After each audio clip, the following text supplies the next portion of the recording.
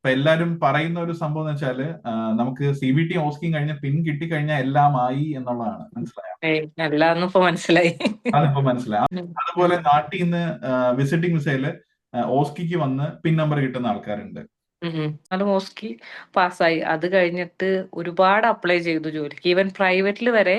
അത് എന്താ? MNCക്ക് അങ്ങനത്തെ ഒരു ക്ലാസ് തരാൻ പറ്റണത് MNC NHS ട്രസ്റ്റിന്റെ ഉള്ളിൽ നിന്നിട്ടാണ്. അതെ, എങ്ങനെയാണ് ഇന്റർവ്യൂ പാനലിൽ, എങ്ങനെയാണ് നിങ്ങൾ എക്സ്പെക്ട് ചെയ്യുന്നത്, അതെ. എല്ലാതും അതുകൊണ്ടാണ് ഇത്രയും പെർഫെക്റ്റ് ആയിട്ട് നമുക്കിത് ഔട്ട്കം നിങ്ങൾക്ക് തരാൻ പറ്റുന്നത്. Hi Amina. Hi, good evening. Amina, എന്നാണ് വിശേഷം? സുഖമായിട്ടിരിക്കുന്ന? നല്ല വിശേഷം, ഹാപ്പി ആയിട്ടിരിക്കുന്നു. എങ്ങനെയുണ്ടായിരുന്നു ആ ഒരു പാത്ത് വേ അൺടിൽ ഈ ഒരു ഇന്റർവ്യൂ സക്സസ്ഫുൾ ആവുന്നവരെ, അല്ലെങ്കിൽ ആ ഒരു മൊമെന്റിൽ എന്തായിരുന്നു ഫീലിംഗ്? ഇത് ഭയങ്കര ഒരു ബ്ലസ്ഡ് മാതിരിയാ തോന്നുന്നേ. കാരണം നമ്മളൊരു കെയർ വിസയിലാണ് വന്നത്. അത് കഴിഞ്ഞൊരു 1 ഇയർ കഴിയുമ്പോഴത്തേക്കും പിൻ നമ്പർ കിട്ടാനുള്ള ഇതിലേക്ക് എത്താൻ എന്റെ ഒപ്പം വേറെ 4 പേരുണ്ട്. അവര് 4 ഇപ്പോഴും കെയറായിട്ട് തന്നെയാ വർക്ക് ചെയ്യുന്നത്. അപ്പൊ ചൈൽഡ് കെയറും കാര്യങ്ങളെല്ലാം ഉണ്ടായിരുന്നു അമിനിക്കിന്റെ കൂട്ടത്തിൽ. വർക്കിംഗ് അവേഴ്സ് ഒക്കെ എങ്ങനെയായിരുന്നു കൂട്ടത്തിൽ? എങ്ങനെ മാനേജ് വീക്ക്ലി 48 hours. ആയിരുന്നു? പിന്നെ 3 മക്കളും ഒപ്പം ഉണ്ട്. ഓക്കെ. ഉം. ഇത്രയും കാര്യം ഇപ്പം ഒരാള് ചെറുതായിരുന്നു, ഒരാൾ 2 വയസ്സ്. ഇത്രയും ഇടയിൽ കാര്യങ്ങൾ ഞാൻ കൂട്ടത്തോടെ പോയിട്ട് സ്റ്റിൽ 1 ഇയർ കൊണ്ട് ഈ കാര്യങ്ങളെല്ലാം ചെയ്തെടുത്തു എന്നുള്ളതാണ് അല്ലെ? എന്തായാലും അപ്പം അതില് ഭയങ്കര ലൈക്ക് ഹാറ്റ്സ് ഓഫ് തരേണ്ട ഒരു സംഭവമാണ്. കാര്യം ഒന്ന് ഡെഡിക്കേഷൻ ആണ്, പിന്നെ ഒന്ന് നമ്മുടെ ഒരു ലൈക്ക് റെസിലിയൻസ് എന്ന് പറയില്ലേ, പെർസീവറൻസ് എന്ന് പറയുന്നത് വെച്ചാൽ നമുക്ക് അതിലോട്ട് എത്തണം എന്നുള്ളൊരു ആഗ്രഹം അല്ലെ? ബാക്ക് നമ്മുടെ പ്രൊഫഷനിലോട്ട് പോവാന്ന് പറയുന്ന ഒരു വലിയൊരു സംഭവമാണ്. അപ്പൊ ഞങ്ങളെ സംബന്ധിച്ചും as like part of MNC academy, like നിങ്ങൾ ആ ഒരു പോയിന്റിലേക്ക്, ആ ഒരു മൈൽ സ്റ്റോണിലേക്ക് അച്ചീവ് ചെയ്യിപ്പിച്ച് കഴിയുമ്പോൾ ഉള്ള ഒരു സന്തോഷം ഉണ്ടല്ലോ സത്യം പറഞ്ഞാല്. ഇപ്പൊ അവനാവട്ടെ അല്ലെങ്കിൽ ബാക്കിയുള്ള കാൻഡിഡേറ്റ്സ് ആവട്ടെ, ആ ഒരു മെസ്സേജ് വരുമല്ലോ, എനിക്ക് വിസ കിട്ടി, അല്ലെങ്കിൽ സ്പോൺസർഷിപ്പ് ട്രസ്റ്റ് തന്നു, ബാൻ 5 ആയിട്ട് എനിക്ക് കയറാൻ പറ്റി, ഇപ്പം പിള്ളേർ തന്നെ റീസെന്റ് ആയിട്ട് അവർക്ക് യൂണിഫോം കിട്ടി, കയറാനായിട്ട് പോവാണ്. ആ ഒരു എക്സൈറ്റ്മെന്റ് ഒക്കെ കേൾക്കുമ്പോൾ ലൈക്ക് ഭയങ്കര സന്തോഷമാണ്. മനസ്സിലായി നിങ്ങൾക്ക്? എത്രയും കാര്യങ്ങൾ കഴിഞ്ഞിട്ടുണ്ടെങ്കിലും ഈ ഒരു ജോലിക്ക് കയറുക എന്ന് പറയുന്ന ഒരു ഗോൾഡൻ തിങ് ആണല്ലോ നമ്മുടെ ലൈഫില്. കാര്യം നമുക്കറിയില്ല, ഒരു അൺസർട്ടനിറ്റി ആണ്. കെയറായിട്ട് വന്നു, നേഴ്സ് ആകാൻ പറ്റുമോ, നേഴ്സായിട്ട് ജോലിക്ക് കയറാൻ പറ്റുമോ എന്നുള്ള അത് സംഭവം. വെൽ സെറ്റിൽഡ് ആയിരുന്ന ഹസ്ബൻഡിനെ ഒക്കെ വിളിച്ചിട്ടാണ് വന്നത്. ആള് ലാബ് സ്പെഷ്യലിസ്റ്റ് ആയിരുന്നു. ഇവിടെ വന്നിട്ട് എന്റെ കൂടെ എന്നെ സപ്പോർട്ട് ചെയ്യാൻ കിച്ചൺ അസിസ്റ്റന്റ് ആയിട്ടാ വർക്ക് ചെയ്തു വന്നിരുന്നത്. അപ്പോ അങ്ങനെ ആ ഒരു മാനസിക ബുദ്ധിമുട്ടൊക്കെ ഉണ്ടായിരുന്നു. എനിവേ എന്തായാലും ഇപ്പൊ എന്തായാലും ആ ഒരു സ്റ്റേബിൾ കാര്യത്തിലോട്ട് പോയല്ലോ. ഇപ്പൊ ഏത് ട്രസ്റ്റിലാണ് ഇപ്പൊ അമിനിക്ക് കിട്ടിയിരിക്കണേ? MFT, Manchester university trust. ഏത് ഞങ്ങൾ ഡിപ്പാർട്ട്മെന്റ്? ലണ്ടനിലായിരുന്നു, ഇപ്പൊ മാഞ്ചസ്റ്റർക്ക് മൂവ് ആയി. മനസ്സിലായി. ലണ്ടനിൽ ഞങ്ങൾ കൊടുക്കുന്ന ഹാഫ് റെന്റ് ഞങ്ങൾക്ക് ഇവിടെ വരുന്നുള്ളൂ. അത് ഭയങ്കര ഒരു ബെനിഫിറ്റ് ആണ്. ബ്രദർ തൊട്ടടുത്തുണ്ട്. അതെ. എല്ലാം കൊണ്ടും ഒരു അനുഗ്രഹമായിട്ട് വന്നിട്ടുണ്ട്. How was your NHS interview experience? എങ്ങനെ ഉണ്ടായിരുന്നു? എന്റെ ഫസ്റ്റ് ഇന്റർവ്യൂ ആയിരുന്നു. അതില് ഫസ്റ്റ് എനിക്ക് അവർക്ക് എന്റെ ഫസ്റ്റ് ഇംപ്രഷൻ, MNC എന്ന് പറഞ്ഞ മാതിരി തന്നെ ഡ്രസ് കോഡ് ഒരു ഇമ്പോർട്ടന്റ് ആണെന്ന് എനിക്ക് മനസ്സിലായി. അതെ. നമ്മളൊരു കാഷ്വൽ ഇതിൽ പോവാതെ കറക്റ്റ് ഫോർമൽ ആയിട്ട് തന്നെ ആ, ഡ്രസ്സിൽ പോയി. അവർക്കത് ഫസ്റ്റ് ഇംപ്രഷൻ തന്നെ ഉണ്ടായി. അല്ലാതെ നമ്മൾ മലയാളീസ് ഇതാവണ മാതിരി അല്ല. അല്ല. നല്ല ഫോർമൽ ഡ്രസ്സിൽ പോയി. ആ, പിന്നെ എനിക്ക് എന്റെ എക്സ്പീരിയൻസ് ഉണ്ടായിരുന്ന പോലെ അഡൾട്ട് കോംപ്ലക്സ് വാർഡായിരുന്നു എന്റെ ആ, ഇന്റർവ്യൂ. ആ, സിനാരിയോ ബേസ്ഡ് ക്വസ്റ്റ്യൻ ആയിരുന്നു. ആ. എന്നാലും നമുക്കറിയാം എന്തൊക്കെ ആയിരിക്കും നമുക്ക് അവർ ചോദിക്കാൻ പോണേ. MNCയുടെ ക്ലാസ് കിട്ടിയത് കൊണ്ട് എനിക്ക് ആ ഒരു, അല്ലെങ്കിൽ ഞാൻ അങ്ങനെ അല്ലായിരുന്നു പ്രിപ്പയർ ചെയ്യുക ഇന്റർവ്യൂ. ഇങ്ങനെ. ഡിഫറെന്റ് ആയിരുന്നു അമിനയുടെ മൊത്തത്തില്. അതെ, അതെ, അതെ. നമ്മൾ അമിന, ജസ്റ്റ് നമുക്ക് അറിയില്ലായിരുന്നു എങ്ങനെ NHS ട്രസ്റ്റിന്റെ ഉള്ളിലെ വർക്ക് എങ്ങനെയായിരിക്കും അവർ ചോദിക്കാൻ. കാര്യം നമുക്ക് എക്സ്പീരിയൻസ് ഉള്ള ഇതാണെങ്കിൽ അവരുടെ സിനാരിയോ എങ്ങനെയാണോ വരിക, എന്തായിരിക്കും അവർ എക്സ്പെക്ട് ചെയ്യണത്. ആ MNCയുടെ ക്ലാസ് കിട്ടിയോണ്ട് ആ ഒരു ഇതിൽ ഞാൻ പ്രിപ്പയർ ചെയ്ത് പോയത് കൊണ്ട് ഓൾമോസ്റ്റ് എല്ലാ ക്വസ്റ്റ്യൻ തന്നെ എനിക്ക് ആൻസർ ചെയ്യാൻ പറ്റി. അവരുടെ എക്സ്പ്രഷനിൽ നിന്നുണ്ടായിരുന്നു, അവർ ഭയങ്കര സാറ്റിസ്ഫൈഡ് ആയിരുന്നു എന്നെ ഇന്റർവ്യൂ ചെയ്ത് കഴിഞ്ഞപ്പോ. ഓരോ ക്വസ്റ്റ്യൻസ് പറയുമ്പോഴും ഞാൻ ആ വീഡിയോയിലൊക്കെ പറയുന്ന പോലെ എനിക്ക് ആ കോൺഫിഡൻസ് ഉണ്ടായിരുന്നു. എന്റെ മുഖത്തും ആ കോൺഫിഡൻസ് ഉണ്ടായിരുന്നു. ആ ഒരു പ്രിപ്പയർ ആയി ചെന്നിരിക്കുന്ന അതെ, ഒരു കോൺഫിഡൻസ് ഉണ്ടായിരുന്നു. നമുക്കൊരു ധൈര്യം ഉണ്ടല്ലോ. കാര്യം ഞാൻ ഇതിന് വേണ്ടിയിട്ട് പ്രിപ്പയർഡ് ആയിട്ടാണ് പ്രിപ്പയർ ഞാൻ ചെയ്ത് പോകുന്നത്. വന്നിരിക്കുന്നത്. അത് വലിയൊരു ഇമ്പാക്ട് ഉണ്ടാക്കും നമുക്ക് ഈവൻ പോകുന്ന സമയത്താണെങ്കിലും. ആ, ഇത് ഫസ്റ്റ് ഇന്റർവ്യൂ ആയിരുന്നു, ഫസ്റ്റ് ഇന്റർവ്യൂ തന്നെ ക്രാക്ക് ചെയ്തു അല്ലെ? അതെ, അതെ. അപ്പൊ അതിൽ എത്രത്തോളം ഹാപ്പിയാണ് അമിന? കാര്യം ലൈക്ക് എന്നെ സംബന്ധിച്ച് അത് ഭയങ്കര ഒരു ലൈക്ക് എന്താ ഒരു അച്ചീവ്മെന്റ് ആണ് ആസ് എ ടീച്ചർ. മനസ്സിലായോ? കാര്യം കെയറായിട്ട് വന്നു. കാര്യം നമ്മുടെ ലെവൽ എന്ന് പറയുമ്പോൾ, ഫോർ എക്സാമ്പിൾ ഇപ്പം കെയർ വിസയിൽ നമ്മൾ വന്നിട്ട് നമ്മളൊരു ജോബിന് ആപ്ലിക്കേഷൻ കൊടുക്കുമ്പോൾ, ഞാൻ പിള്ളേർക്ക് എല്ലായിടത്തും പറയുന്നതാണ്, നമ്മൾ ആപ്ലിക്കേഷൻ ആണെങ്കിലും ഇന്റർവ്യൂ ആണെങ്കിലും നമ്മുടെ ലെവൽ ഒരു 10ാമത്തെ താഴത്തെ തട്ടിലായിരിക്കും നിൽക്കുക ആപ്ലിക്കേഷൻ കൊടുക്കുമ്പോൾ. കാര്യം നമുക്ക് മുകളിൽ NHS എക്സ്പീരിയൻസ് ഉള്ള നഴ്സസ് ആപ്ലിക്കേഷൻ കൊടുക്കും, ഉം, അല്ലെങ്കിൽ പ്രൈവറ്റിൽ എക്സ്പീരിയൻസ് ഉള്ള നഴ്സസ് ആപ്ലിക്കേഷൻ കൊടുക്കും, ഇവിടെ പഠിച്ചിറങ്ങിയ പിള്ളേർ ആപ്ലിക്കേഷൻ കൊടുക്കും. അപ്പൊ അങ്ങനെ കുറെ കാറ്റഗറീസ് NHSൽ തന്നെ പിൻ നമ്പർ കിട്ടിയ ഹെൽത്ത് കെയർ ആൾക്കാർ ആപ്ലിക്കേഷൻ കൊടുക്കും, നാട്ടിൽ നിന്ന് ഓസ്കി കഴിഞ്ഞ് വരുന്ന പിള്ളേർ ആപ്ലിക്കേഷൻ കൊടുക്കും. എല്ലാം കഴിഞ്ഞിട്ടാണ്. കാര്യം എന്താ, ഈ കെയർ വിസയിൽ നമ്മൾ നിൽക്കുമ്പോൾ നമുക്ക് ആ അത്രയും നാള് നഴ്സിംഗിൽ എംപ്ലോയ്മെന്റ് ഗ്യാപ്പ് ആണ്. എംപ്ലോയ്മെന്റ് ഗ്യാപ്പ് അല്ല, നഴ്സിംഗ് എക്സ്പീരിയൻസിൽ ഗ്യാപ്പ് ആണ്. അത് 2 വർഷമായാലും 3 വർഷമായാലും 1 വർഷമായാലും ഗ്യാപ്പാണ്.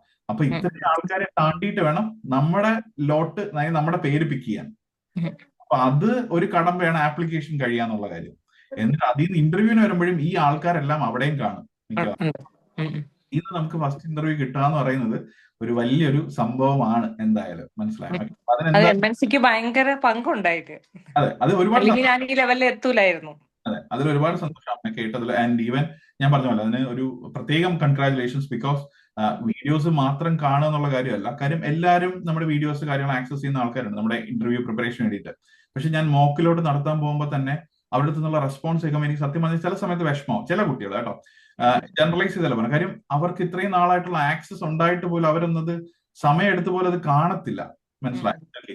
അപ്പൊ അത് അപ്പൊ ആ ഒരു ക്വസ്റ്റിലൂടെ നമുക്ക് വരാം. അപ്പൊ ആ ഒരു ഇന്റർവ്യൂ എക്സ്പീരിയൻസ് അമേരിക്ക കഴിഞ്ഞപ്പോ അവരുടെ അടുത്ത് നിന്നുള്ള ഫീഡ്ബാക്കും അവർ നല്ല കാര്യങ്ങളൊക്കെ പറഞ്ഞു അതിനുശേഷം ഇന്റർവ്യൂ കഴിഞ്ഞിട്ട്?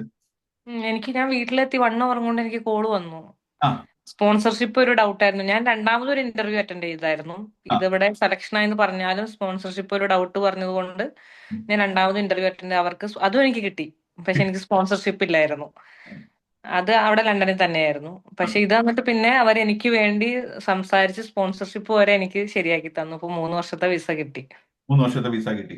അപ്പൊ അതെന്തായാലും അവര് എന്തുകൊണ്ട് അവര് നിങ്ങളിൽ കൂടുതൽ ഇംപ്രസ്ഡ് ആയി? ഒന്ന്, അവര് നോക്കുമ്പോൾ നമ്മൾ സംസാരിക്കുമ്പോ അവരുടെ ടീമുമായിട്ട് നമ്മൾ ബ്ലെൻഡ് ചെയ്ത് പോകുന്നു. അവര് നോർമലി കാണുന്ന കാര്യങ്ങളും ചെയ്യുന്ന കാര്യങ്ങളാണ് ഈ കാൻഡിഡേറ്റ് സംസാരിക്കുന്നത്. ഇപ്പൊ നമ്മൾ ന്യൂസിന്റെ കാര്യം പറയുന്നതാവട്ടെ, നമ്മുടെ ആൻസേഴ്സ് ഒക്കെ ഇത് കേൾക്കുമ്പോൾ അവർക്ക് തോന്നും ഇത് നമ്മളിൽ ഒരാളായിട്ട് നമുക്ക് കണക്കാക്കാം. അതാണ് മെയിൻ അവിടെ വേണ്ട ഒരു സംഭവം. പിന്നെ ഞാൻ എല്ലായിടത്തും പറയുന്ന പോലെ നമ്മളെ സെല് ചെയ്യാൻ അവിടെ ആരും ഇല്ല. നമുക്ക് ജോലി വേണമെന്നുണ്ടെങ്കിൽ നമ്മൾ തന്നെ നമ്മളെ മാർക്കറ്റ് ചെയ്യുക, മാക്സിമം പോസ്റ്റ് ചെയ്യുക നമ്മളെ. എന്തായാലും ഓക്കെ, അത് അവർക്ക് ഇംപ്രസ്ഡ് ആവണം, അട്രാക്റ്റീവ് ആയിട്ട് അവർക്ക് തോന്നുകയാണെങ്കിൽ ഉറപ്പായിട്ട് അവർ നിങ്ങളെ ഹയർ ചെയ്തിരിക്കും. അല്ലാതെ നമുക്കിത് അറിയാം, ഞാൻ അവർക്ക് കാണിച്ചു കൊടുക്കാന്ന് പറഞ്ഞിട്ട് കാര്യമില്ല, പറഞ്ഞ് പ്രസന്റ് ചെയ്തിട്ട്. അതെ, അത് UK ഒരു പ്രത്യേകതയായിട്ട് എനിക്ക് തോന്നിയിട്ടുണ്ട്.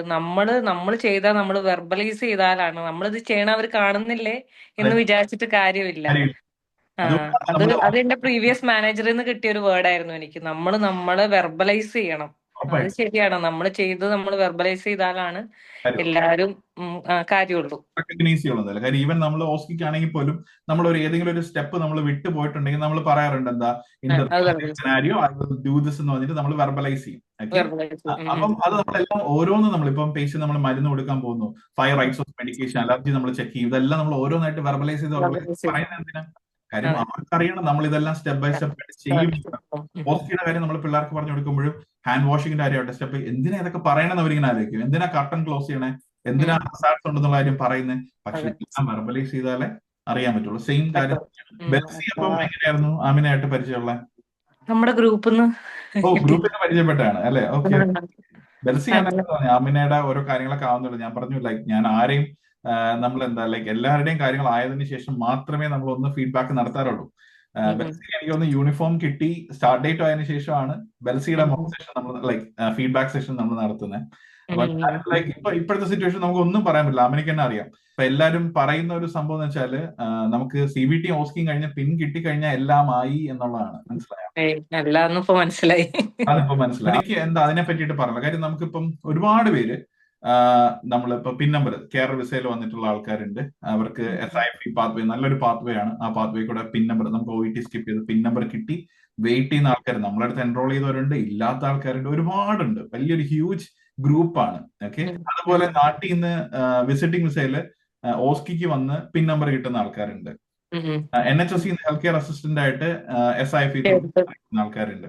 അപ്പൊ ഇവരെല്ലാരും പിൻ നമ്പർ കിട്ടിയാൽ ദേ ജോലി എന്നുള്ളൊരു കൺസെപ്റ്റിലാണ് ഇരിക്കുന്നത്. ഞാൻ കുറെ വീഡിയോസ് ഇട്ടിട്ടുണ്ട്, അങ്ങനെയല്ല നമുക്ക് കുറെ കാര്യങ്ങളുണ്ട് എന്നൊക്കെ പറഞ്ഞു. അപ്പം എന്താണ് ആമിന ഈ ഒരു പാത്വേയിൽ കൂടെ പോയ ആളാണ്, സ്ട്രഗിൾസ് എല്ലാം അറിഞ്ഞ ഒരാളാണ്, നമ്മുടെ ഇന്റർവ്യൂ സെഷൻസും ആപ്ലിക്കേഷൻ കാര്യങ്ങളൊക്കെ കൊണ്ടുപോയി ആ ഒരു അസിസ്റ്റൻസ് കിട്ടിയ ഒരാളാണ്. അപ്പൊ എന്താണ് ആമിനയ്ക്ക് അവരോട് പറയാനുള്ള മെയിൻ ആയിട്ടുള്ള? ഞാൻ കഴിഞ്ഞ മെയിലാണ് ഞാൻ OET പാസ് ആവണേ. കറക്റ്റ് 1 year ആയി ഇപ്പോ. അതെ. OET കിട്ടിയല്ലാവുന്ന ആദ്യം വിചാരിച്ചു. അതെ പിന്നെ CBT, അതെ ഓസ്കി ഞാൻ വർക്കും ഫാമിലിയും ക്ലാസ്സും ഒക്കെ പാടെ ഞാൻ നല്ല സ്ട്രഗിൾ ആയിട്ടാണ് ഞാൻ പോയത്. അതും ഓസ്കി പാസ്സായി. അത് കഴിഞ്ഞിട്ട് ഒരുപാട് അപ്ലൈ ചെയ്തു ജോലിക്ക്. ഈവൻ പ്രൈവറ്റിൽ വരെ കൊടുത്തു. കൊടുത്തു. ഉം. നമുക്ക് കിട്ടുന്നുണ്ടായിരുന്നില്ല.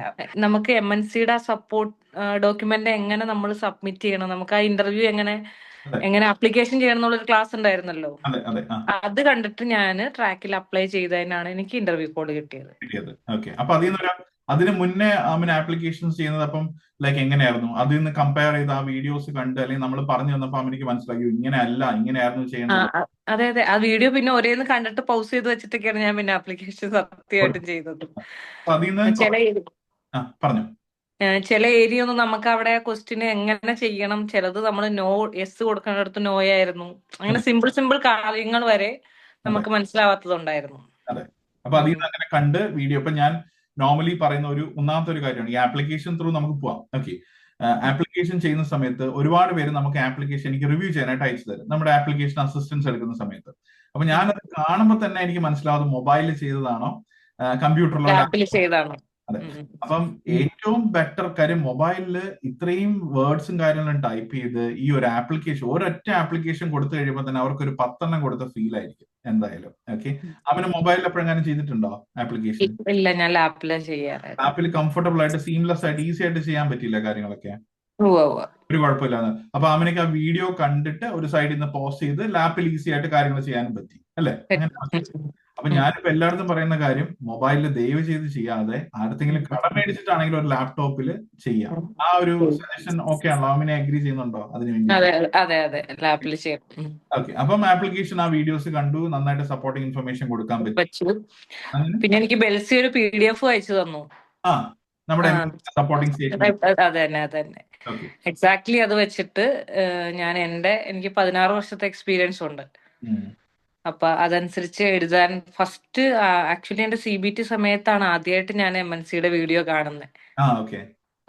അന്ന് തന്നെ എനിക്ക് ഭയങ്കര ഇംപ്രസ്ഡ് ആയിരുന്നു.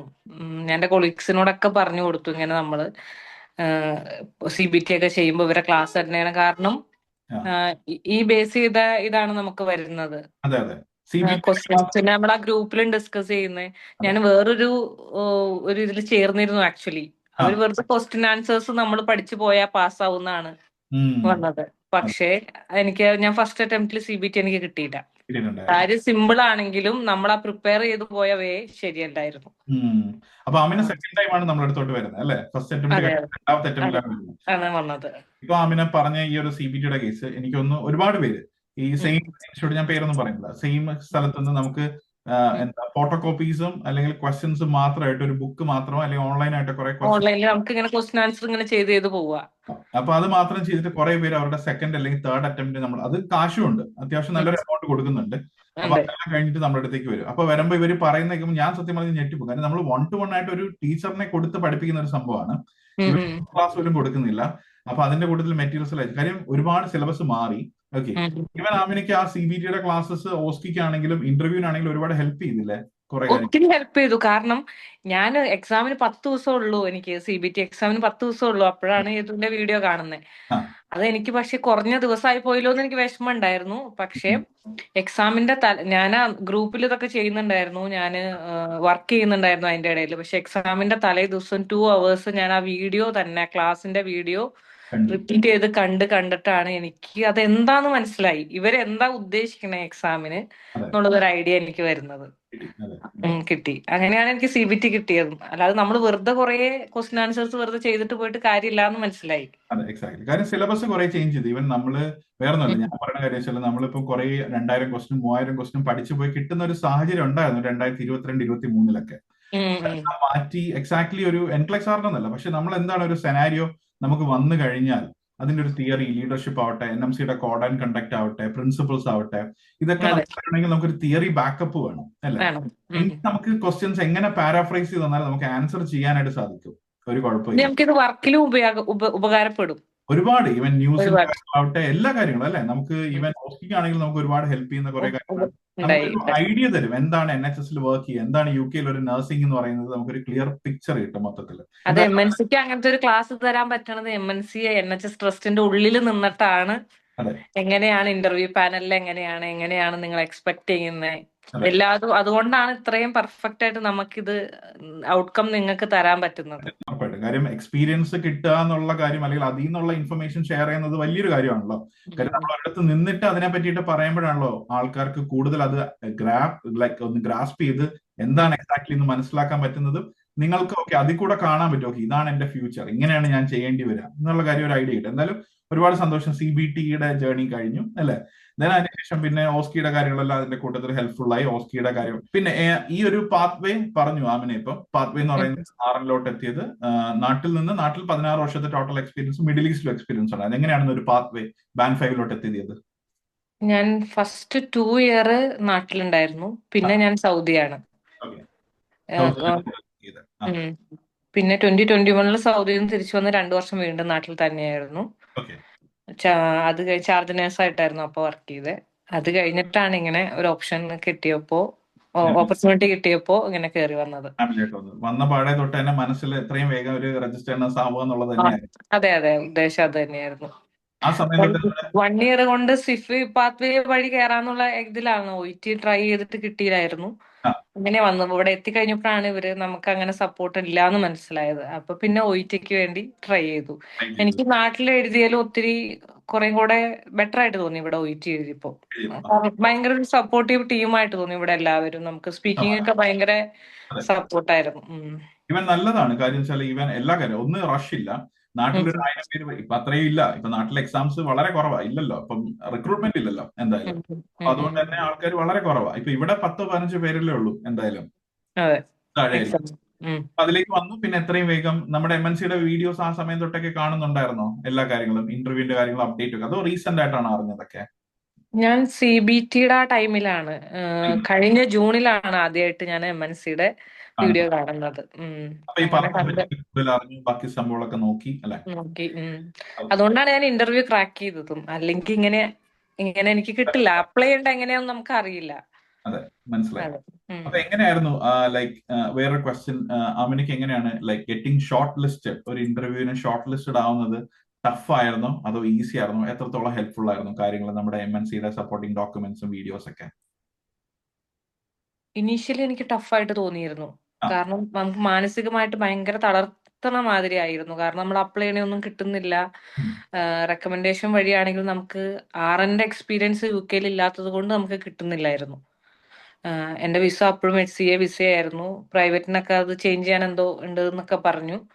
ബട്ട് എനിക്ക് നമ്മുടെ ഈ സപ്പോർട്ടിംഗ് ഡോക്യുമെന്റ്സും MNCയുടെ ഇന്റർവ്യൂവിന്റെ ആ ക്ലാസ്സും ഒക്കെ കഴിഞ്ഞിട്ട് ആപ്ലിക്കേഷനും എങ്ങനെ പ്രിപ്പയർ ചെയ്യണമെന്ന് അറിഞ്ഞു കഴിഞ്ഞപ്പോൾ എനിക്ക് കോൺഫിഡൻസ് കിട്ടി. ഈവൻ നമ്മൾ ആപ്ലിക്കേഷൻ ചെയ്യുമ്പോൾ തന്നെ നമ്മുടെ മനസ്സിലുണ്ടോ ഇത് നമുക്ക് കിട്ടും എന്നുള്ളൊരു ധൈര്യം ഉണ്ടായിരുന്നു.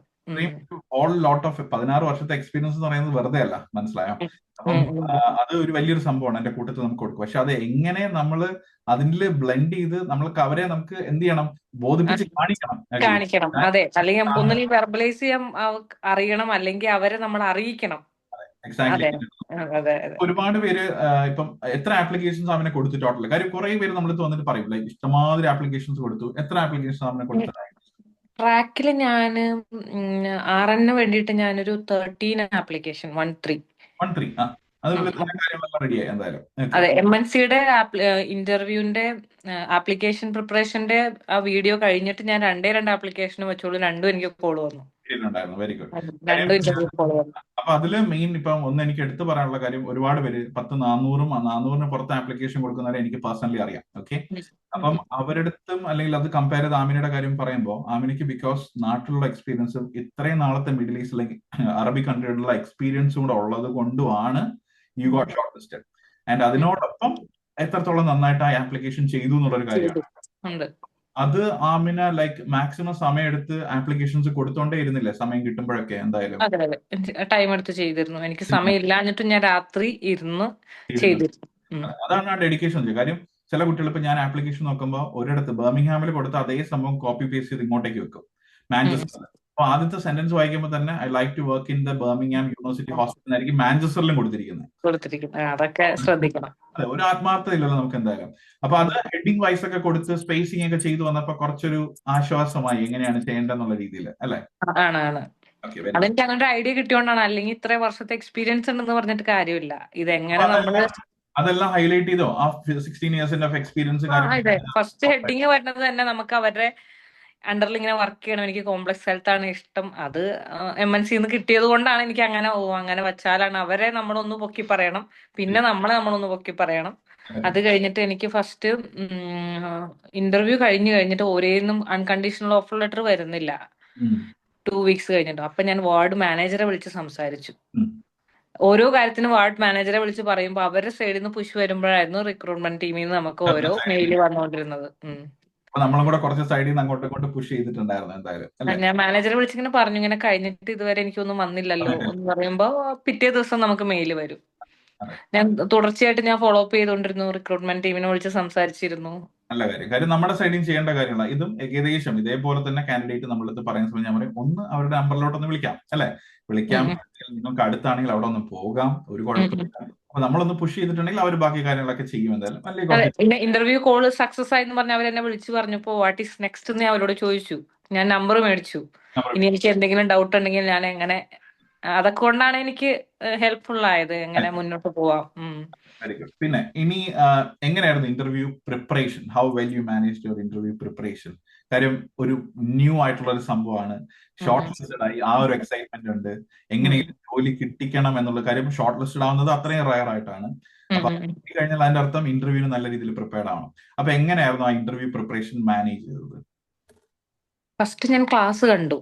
എനിക്ക് ഒറ്റ ദിവസം കൊണ്ട് കണ്ടു തീർക്കാൻ പറ്റിയില്ല. അപ്പൊ ഞാൻ പാർട്ടായിട്ട് കണ്ടതും ആ കണ്ടതിൽ ഞാൻ ഡ്യൂട്ടിയിൽ ഇരിക്കുമ്പോഴാണെങ്കിലും എന്റെ മനസ്സിൽ ഞാൻ അത് ഇട്ടിട്ട് ഇതിങ്ങനെ വന്നാൽ ഈ സിനാരിയോ അല്ലെങ്കിൽ ഇങ്ങനെ ക്വസ്റ്റ്യൻ ഇതാണ്, അങ്ങനെ ഓരോന്നും എനിക്ക് കിട്ടിയ ഇമ്പോർട്ടന്റ് പോയിന്റ്സ് ഞാൻ നോട്ട് ചെയ്ത് വെച്ചിരുന്നു. എന്റെ കയ്യിലുള്ള ഇപ്പോഴുള്ള ഡയറിയിൽ ഞാൻ നോട്ട് ചെയ്ത് വെച്ചിരുന്നു. എന്നെ സംബന്ധിച്ച് ആ ഒന്ന് കണ്ടാൽ, ആ ഒരു സെന്റൻസ് വായിച്ചാൽ അതെന്റെ മനസ്സിൽ ഞാൻ ഇട്ടു. എന്റെ രീതിയിൽ ഞാൻ പിന്നെ അതിന് ആൻസർ, നമുക്ക് മനസ്സിലായ കാര്യം മനസ്സിലാക്കി എടുക്കണം. പിന്നെ ഫുള്ള് ഞാൻ 2 പ്രാവശ്യം കംപ്ലീറ്റ് ആ ഇന്റർവ്യൂ ഇതിന്റെ ക്ലാസിന്റെ വീഡിയോ കണ്ടു. അപ്പോ അതിൽ ഏതു പറഞ്ഞ പോയിന്റ്സുകളാണ് എനിക്ക് ഒത്തിരി കിട്ടിയത്, ഹെൽപ്ഫുൾ ആയത്. പിന്നെ ഞാൻ രണ്ടാമതും എനിക്ക് നമ്മുടെ ജോബ് ഡിസ്ക്രിപ്ഷൻ അയച്ചു തന്നപ്പോ കുറെ 2-3 PDF അയച്ചു തന്നിരുന്നു. ആ മെറ്റീരിയൽസും ഒക്കെ ഞാൻ സമയം കിട്ടുന്നതനുസരിച്ച് വായിച്ച് പോവാൻ ഞാൻ കൂടുതൽ ചെയ്തത്. അത്രയും വേണമെന്ന് തോന്നിയതാണ് ഞാൻ നോട്ട് ചെയ്ത് വെച്ചിട്ടുള്ളൂ. അപ്പോ എന്തായിരുന്നു ആ വീഡിയോസ് കാണുന്നതിന് മുന്നേ? ആ 5 hours വീഡിയോ ആയിരുന്നു കംപ്ലീറ്റ് ആയിട്ട്, അറൗണ്ട് 30 ക്വസ്റ്റ്യൻ. അത് കാണുന്നതിന് മുന്നേ എന്തായിരുന്നു ആമിനയുടെ ഒരു കൺസെപ്റ്റ്? എങ്ങനെ ആയിരിക്കും ഇന്റർവ്യൂ എന്നായിരുന്നു ഒരു കൺസെപ്റ്റ്? നമ്മള് ഇപ്പൊ സൗദിയിലൊക്കെ ഇന്റർവ്യൂവിന് അറ്റൻഡ് ചെയ്യാനിരുന്നപ്പോ ഞാൻ 2-3 ഇന്റർവ്യൂ ആണ് അറ്റൻഡ് ചെയ്തിട്ടുള്ളൂ. അതിലൊക്കെ നമ്മളോട് ചോദിക്കുന്ന, നമ്മൾ പഠിച്ച, നമ്മള് എക്സാമിനൊക്കെ വൈവേക്കൊക്കെ ഇരിക്കണ മാതിരത്തെ ഒരു ഫീലിംഗിലാണ് സംഭവമായിരുന്നു.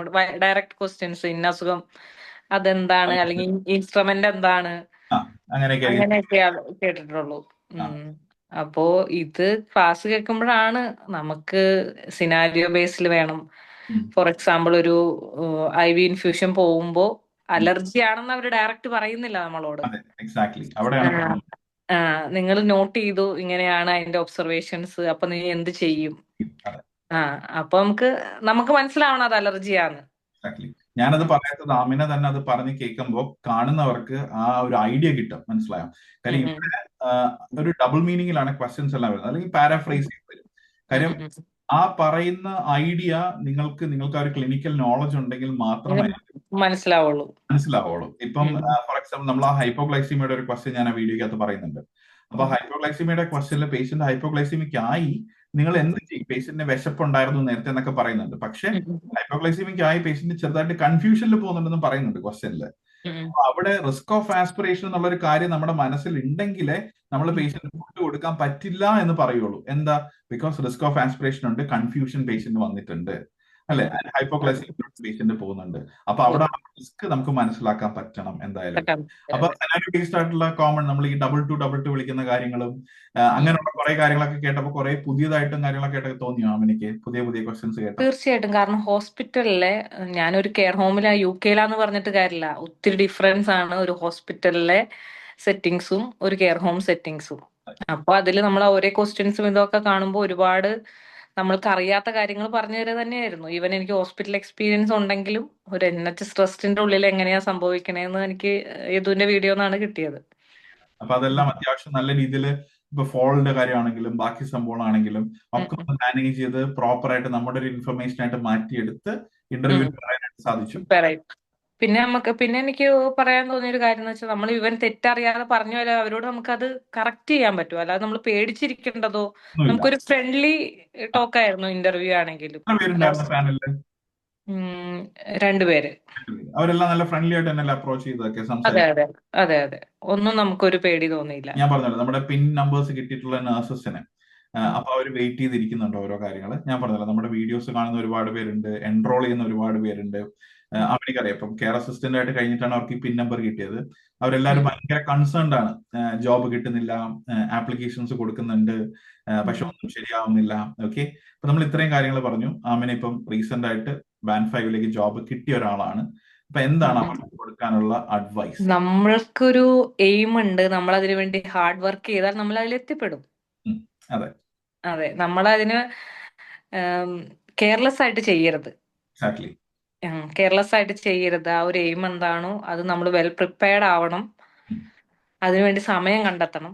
എത്രയും ഞാൻ അങ്ങനെയാണ്. സമയം കണ്ടെത്താൻ പറ്റില്ലെങ്കിൽ ഞാനിപ്പോ ഇവിടെ ഇങ്ങനെ ഒരു പാസ്സായി ഇങ്ങനെ ഇരിക്കില്ല. കാരണം അത്രയും കാര്യങ്ങൾ കൊണ്ടാണ് ഞാൻ നടന്നുകൊണ്ടിരുന്നത്. 3 കുട്ടികളെയും ജോലിയും ഇത്രയും കാര്യങ്ങൾ മാനേജ് ചെയ്ത് ഇവിടെ UK-യിൽ ഒരു സിസ്റ്റമായിട്ട് നമ്മൾ റൺ ചെയ്ത് പോകണം.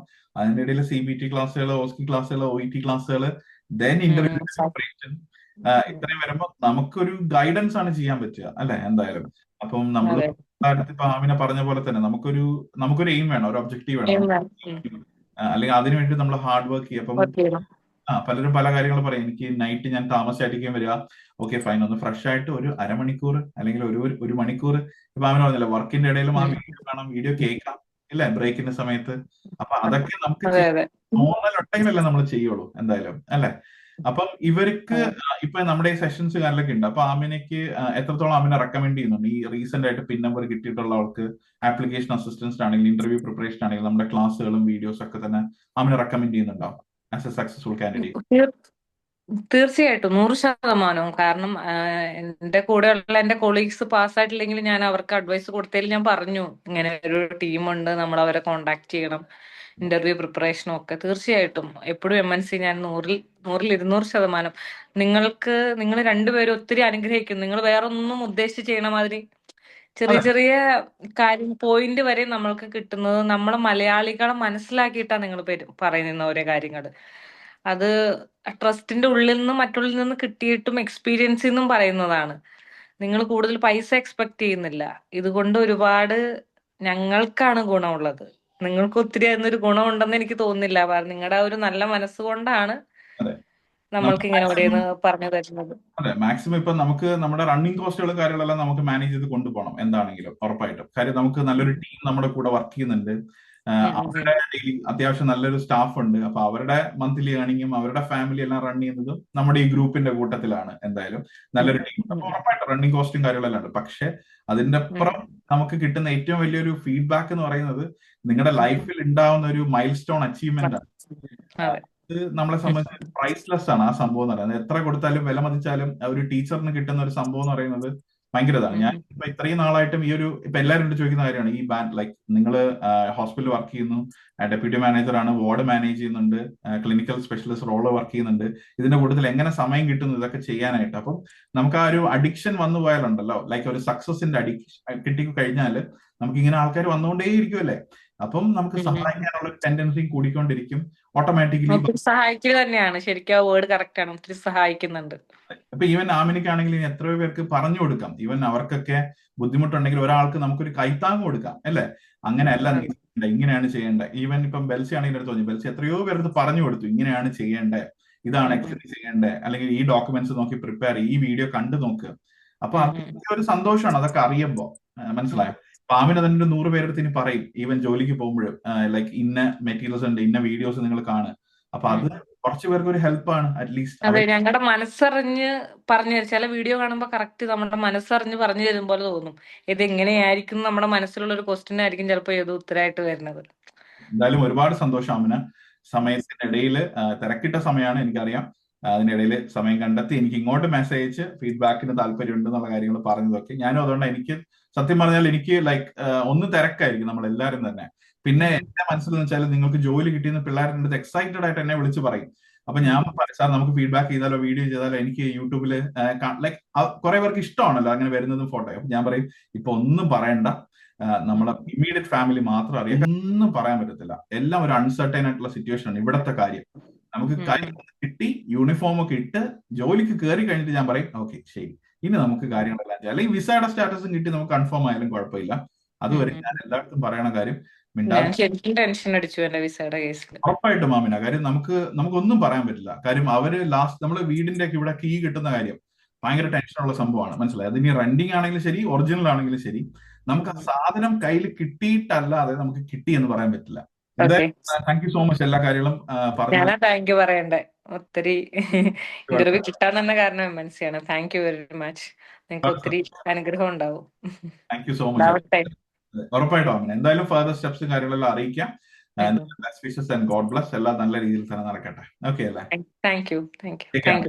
ബൈ.